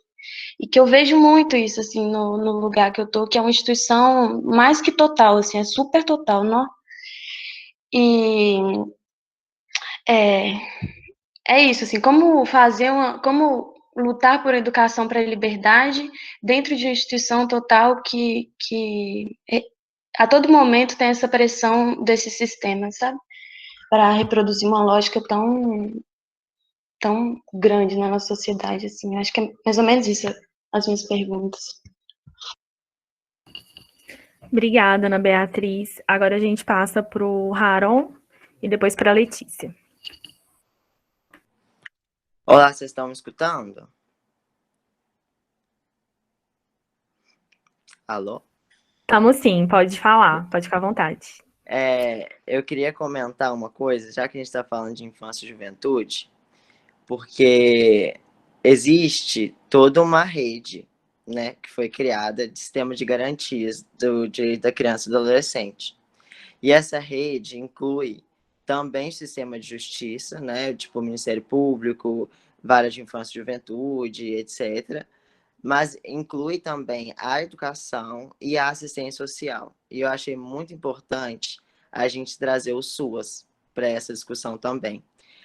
Porque eu também já fiz estágio lá no PAEF, no CREAS, PAEF, e aí a gente vê o quanto que a assistência social pode se incluir ou se inserir no meio dessa trama para mediar a relação da família com a escola ou a relação do adolescente, criança com a escola. Então, assim, é muito importante também que a assistência social entenda o seu papel e participe dessa rede, entendeu? Para que exatamente a gente evite que chegue no sistema penal. Outra coisa que eu queria comentar é o seguinte, vários outros comentários eram na tentativa, e isso vem de uma lógica do direito, mas também de uma lógica que existe na psicologia, uma psicologia individualizante, de dizer, já que esse adolescente está aqui, o que o levou a cometer o ato infracional, né? Tipo assim, e a psicologia contribuiu muito com teorias de sujeito, de mundo e de diversas coisas, para querer dizer que é possível, dentro de uma criminologia, culpabilizar esse sujeito por ter feito aquilo. Aí, das diversas criminologias que existiram e que a psicologia contribuiu para que existisse e fossem endossadas, né? Por mais que uma que eu vejo atualmente bem forte, principalmente porque a gente está falando de Minas, é uma psicanálise que se preocupa em dizer sobre isso. E o que eu vi até o momento, inclusive dentro do socioeducativo, é uma psicanálise que vai querer responder o porquê o sujeito cometeu a isso, dizendo que em algum momento ele rompeu, ele surtou, ou o crime é feito de alguma quebra na linha contínua. Mais ou menos essa ideia. Enfim, toda essa psicologia e essa tentativa que está também presente no direito, na minha concepção, entendeu? Acaba por não permitir que se fizesse um trabalho, entendeu? Que enxergue o sujeito como um todo, um sujeito inserido nessa sociedade. Porque, às vezes, é preciso dizer, como a própria Lúcia, que é muito bom escutar ela, e principalmente as pessoas que fizeram parte dessa luta desde muito tempo e fizeram parte da construção de muitos programas, etc., que às vezes o problema é simplesmente fome. E isso é difícil, às vezes, para a psicologia ou também para as outras áreas que lidam com isso, entender que, cadê aquele sujeito individualizado, mas também interiorizado? Quais foram as motivações? Como se fosse uma coisa muito distante e tudo mais. Às vezes é difícil para esse pensamento entender que, às vezes, é a fome ou é o que estava ali, etc. Enfim, é um convite, mais ou menos, esse ponto que eu queria trazer, a se pensar algo além da causalidade ou da casuística do porquê o adolescente ou a criança cometeu aquilo. Porque esse tipo de pensamento, no meu ver, não cria espaço para que se atenda verdadeiramente ou que se olhe para os problemas que estão envoltos, problemas às vezes muito mais graves ou preocupantes do que simplesmente o ato infracional. Né? Se a gente entender que existe um sujeito que já passou por várias violações de direitos e que o Estado falhou em muitos níveis, né? A gente atende, eu acho, a gente atende esse sujeito de forma diferente. E que muitas vezes essa lógica jurídica não vai dar conta do que a gente quer enquanto política de garantir direitos para a infância e juventude, né? Então, é mais ou menos esse pensamento que eu queria trazer. Eu ia comentar outra coisa, mas não quero me estender, não. Deixa para as outras pessoas falarem. Obrigada, Haron. Letícia, pode ficar à vontade. Gente, primeiro eu queria agradecer por vocês terem comentado, né, a minha questão. É muito bacana discutir isso. Eu tenho outras duas dúvidas, e eu acho que o Haron até tocou nesse ponto. A gente pode dizer, né, que muitas dessas políticas que envolvem a penalização, ela vem para cumprir um lugar de higienização, né, dessas pessoas. Então, pensando nisso, né, aí chega a instituição para aprisionar, para segregar, enfim. Eu gostaria de saber se há teorias que abarcam esse campo que o socioeducativo pode convergir com essa lógica higienista.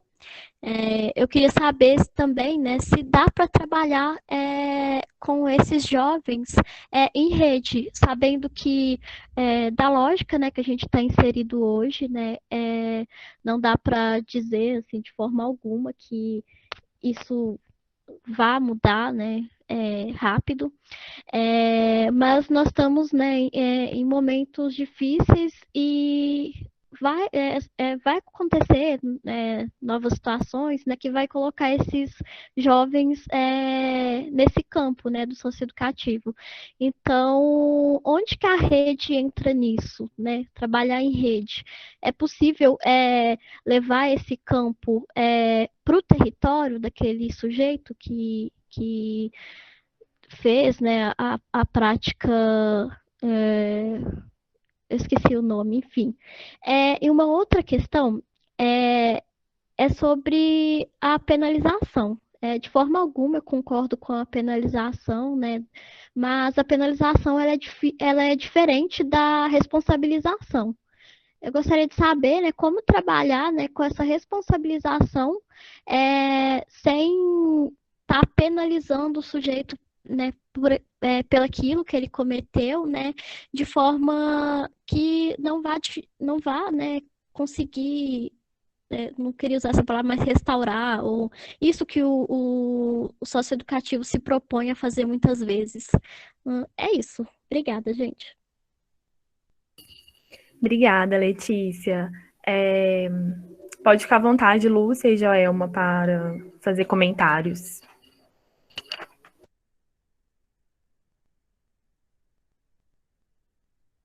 Joelma, você quer falar? Pode falar. Bom, essa colocação, né, que Haron traz,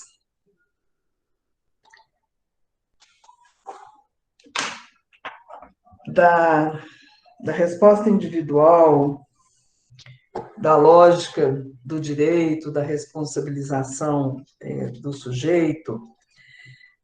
Olha, Haron, o fenômeno é muito complexo.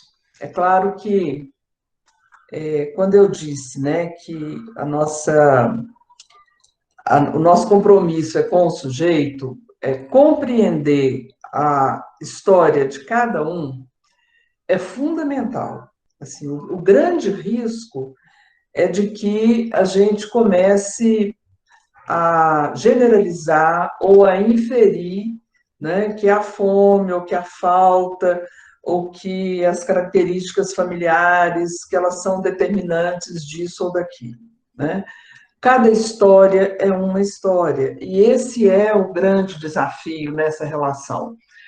Como eu acho que deveria ser o desafio lá dentro da escola, né? Cada criança que chega na escola tem uma história, tem uma circunstância, tem uma possibilidade, tem uma demanda e tem uma necessidade, né? Acredito que quando nós conseguirmos não mais massificar essas relações, nós vamos obter resultados diferentes. Mas eu tenho que concordar com você que, muitas vezes, né, nas discussões, inclusive de casos que a gente tem, as concepções, né, de juízes, de promotores, nós vamos encontrar muitos operadores do direito muito comprometidos, né, com o direito, com a salvaguarda do direito de crianças e adolescentes, mas não necessariamente com todos. Não necessariamente. Então, em algumas circunstâncias, o técnico tem um desafio muito maior, né? Porque a leitura, o juiz ou o promotor com o qual ele está dialogando o caso, para o qual ele endereça uma proposta, um relatório, uma proposição de progressão de medida, tem outra concepção, né? Esse é um dos desafios que os profissionais desse campo enfrentam, né? Recentemente, quando eu trabalhava com os municípios, nas comarcas mais distantes, em que nós vamos encontrar juízes em início de carreira, promotores com início de carreira, que ainda não foram devidamente preparados ou não tiveram uma formação adequada para lidar com a questão da criança e do adolescente, eu, inclusive, usava uma estratégia com os municípios de sugerir a eles que só fizessem as discussões e as pactuações em grupo, né? Que os municípios se organizassem para fazer as pactuações com os juízes e com os promotores, como se fosse uma pactuação da comarca, para que a fala técnica, o posicionamento do técnico, do assistente social, do psicólogo, do pedagogo, né, do advogado da prefeitura, que muitas vezes a gente conseguia encontrar pessoas muito sensíveis, apesar de serem pessoas que não necessariamente, inclusive, estavam na assistência social, mas que estavam na procuradoria do município, que fossem feitos acordos, fossem estabelecidas pactuações, né, para que alguns direitos desses adolescentes fossem minimamente garantidos e que, então, se possibilitasse uma interlocução mais qualificada, digamos assim, do ponto de vista técnico e da concepção do direito e da proteção aos adolescentes e às crianças, né? Essa fala, né, se eu entendi um pouco, né, a fala da Letícia, olha, Letícia, essa questão da higienização, na verdade, nós já sabemos que a maioria da população pobre, à margem, considerada desnecessária, desimportante, né? A população negra, a população pobre. Está dado na nossa sociedade, né? Aquilo que eufemisticamente é chamado de minoria, é maioria, né? Agora, a aplicação das medidas hoje, ela segue um trâmite que eu vou dizer para você que talvez ocorra menos hoje, né? Essa visão higienista, por exemplo, para aplicar uma medida de privação de liberdade do que na época do Código de Menores, né? Porque hoje o adolescente tem um processo, devido processo legal. Então, tem um promotor, tem que ter um defensor, mesmo que esse defensor nunca tenha conversado com o adolescente, que infelizmente, até quando eu estive, né, à frente mais dos serviços de ponta, era a realidade, mesmo aqui em Belo Horizonte, né, uma defensoria muito carente de pessoal, de recursos, mas como o juiz tem que falar dentro do devido processo legal, a gente tem meios, inclusive, de barrar atos discriminatórios de juízes, né? Eu não disse, mas eu fui gestora municipal durante 4 anos, de 2013 a 2016, e eu tive sérios embates com o juiz da comarca à época, né, em relação aos adolescentes, e quem me ajudou a fazer, né, um barramento aos atos do juiz foi a defensora geral do município, né? Então, nós conseguimos que em 42 processos em que ele tentava, né, sair da lógica do estatuto, ele perdeu 41 dos processos, né? 41 das suas ações foram reformadas. Isso para o juiz é péssimo, né? É uma avaliação extremamente negativa. Então, é preciso que quem está na gestão conheça, né, a legislação, saiba os recursos que existem para coibir esse tipo de ação. Tá? Mas eu acho que hoje não é a maioria, não. Tá? A outra pergunta sua, é possível trabalhar em rede? É possível, com todas as discussões e dificuldades que esse conceito implica, né? Que ele importa. É claro que o compromisso com os adolescentes, né, autores de ato infracional, ele é diferente dos operadores das medidas socioeducativas, em relação, muitas vezes, aos colegas da assistência social, ou da educação, ou da saúde, né? Mas é essa interlocução, é esse debate, é essa discussão, né, na ponta, né, que muitas vezes, inclusive, propicia para os operadores da assistência social, da educação e da saúde, a compreensão desse fenômeno, a compreensão dessa política, né, e que mudanças ocorram.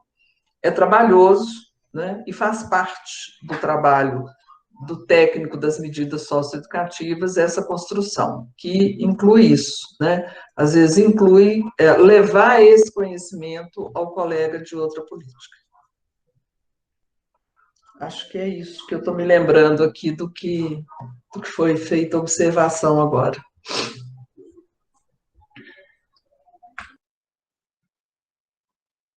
Ana Beatriz, em relação a você traz, né, da escola, da judicialização da vida, né? Hoje a gente vê que muitos conflitos são levados ao judiciário, né? Conflitos que antes nós resolvíamos aí de outras formas, é levado ao judiciário. E aí, isso vem acontecendo nas escolas, né? Então, muitos conflitos escolares estão sendo encaminhados, no caso de Belo Horizonte, para o CIA, né? Como atos infracionais. Inclusive, no relatório estatístico do CIA, de 2018, né? Todo ano ele lança um relatório, ele tem uma parte que fala dos conflitos nas escolas. Porque os conflitos hoje estão cada vez mais judicializados, né? Então, os conflitos escolares estão cada vez mais chegando no CIA como atos infracionais. Então, assim, eu acho que tem que ter um olhar sobre isso, né? Se realmente há necessidade disso, né? De a gente levar tudo à esfera jurídica, né? Coisas que antes a gente resolvia entre nós mesmos, né? E em relação à educação, eu penso né, se o Estado, né, se houvesse um Estado que investisse em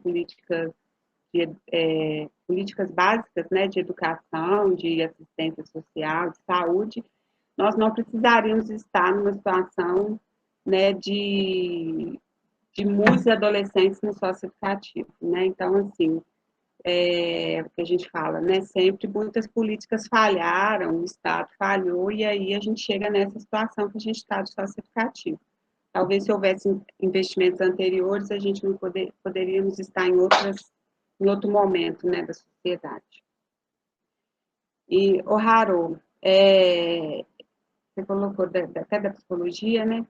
Então, a gente, né, a criminologia, né, quando nasceu, ela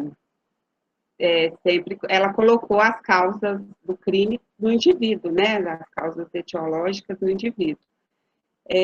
Eu trabalho na perspectiva da criminologia crítica, né, que vê o crime assim como produto da agente social, mas a gente muitas vezes tende a individualizar mesmo, trabalhar com o indivíduo.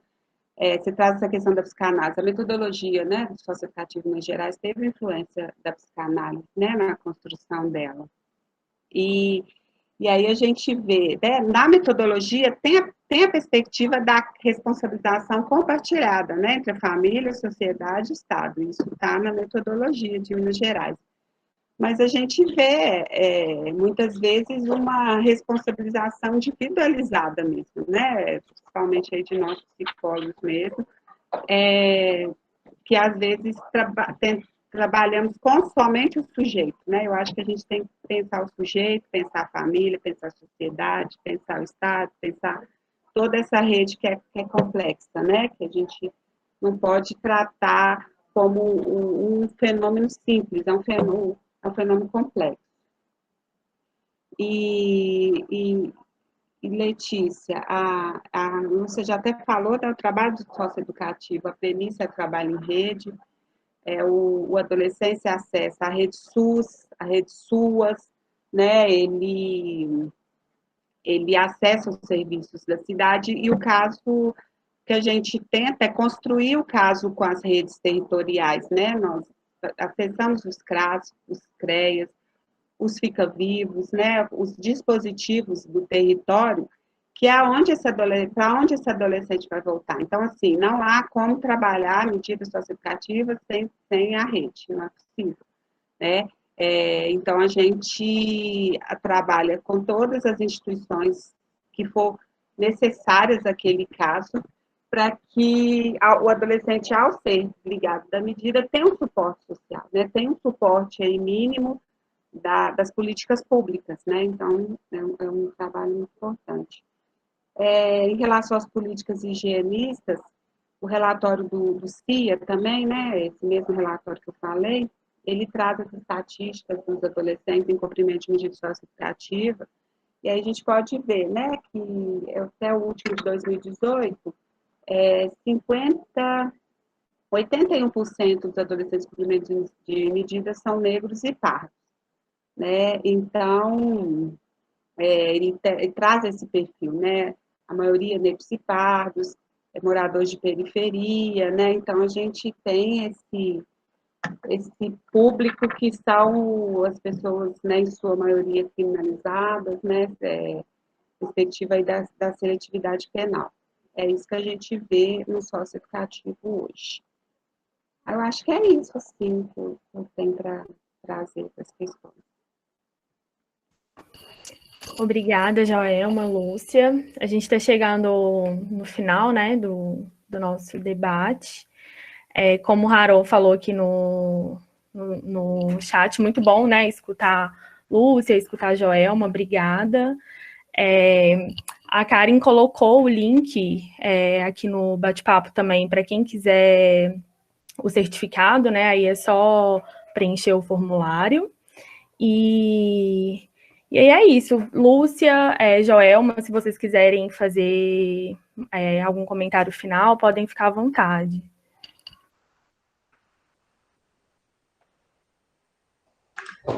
Bom, eu quero agradecer, né, ao convite de vocês nessa participação.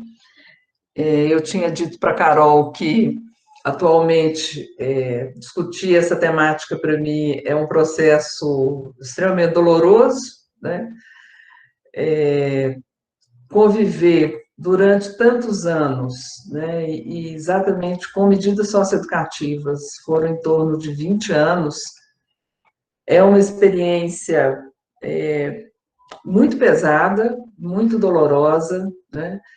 Quando as pessoas falam da convivência com a violência, né, a minha violência não é a violência praticada por eles, mas é a violência que eles representam, né, que a vida deles sempre representaram, né? São os mais de 300 querôs, sabe lá quantos, né, que passaram por essa trajetória profissional. Manter o compromisso, manter o desejo, manter a disposição, precisa de ser uma renovação diária, né? E eu sempre compartilhei com os técnicos, eu sempre fui gestora, então eu sempre compartilhei com os técnicos que, para nos mantermos com lucidez e compromisso nesse campo, nós precisamos responder cotidianamente uma perguntinha simples, né? Mas que é determinante, né? E foi uma diretriz da minha vida profissional, que é: a quem eu sirvo? Né? E, a partir daí, as decisões são facilmente, entre aspas, né, ou facilmente, mas assim, a gente sabe para onde que a gente está caminhando, né? Então, eu acredito que quem faz essa escolha, né, nesse campo, no campo social, realmente precisa se nutrir de muitas coisas mais felizes, né? Mas precisa responder cotidianamente essa pergunta. Eu sempre dizia, e nós dizíamos entre nós na FEBEM, desde a década de 70, que quando nós não conseguíssemos responder essa pergunta de uma forma clara e objetiva, que os colegas nos avisassem que era hora de mudar de atividade, né? Que a gente deixasse que outros tocassem o barco. Então, eu quero agradecer a Carol, quero agradecer a toda a equipe, li aqui alguns comentários, fico muito feliz de poder compartilhar, porque eu acho que a trajetória, né, no serviço público nos propicia um acúmulo, compartilhar da vida e do sofrimento desses adolescentes e dessas pessoas, trazem uma responsabilidade maior de que nós temos que compartilhar isso com as gerações que chegam. né? Porque muita coisa é uma construção que só se alcança no cotidiano. Então, eu fico à disposição, foi um prazer, né? E sempre que eu puder, estou aqui. Obrigada a todas e todos. Eu queria só agradecer, Carol, pelo convite, né, de estar aqui conversando sobre socioeducativo, onde eu aprendo a cada dia. Queria agradecer à Lúcia, né, pelo compartilhamento aí da sua experiência, acho que é um aprendizado para a gente. E só tenho a dizer que é um movimento de resistência e de luta pelos direitos humanos que é diário. É isso. Obrigada, gente.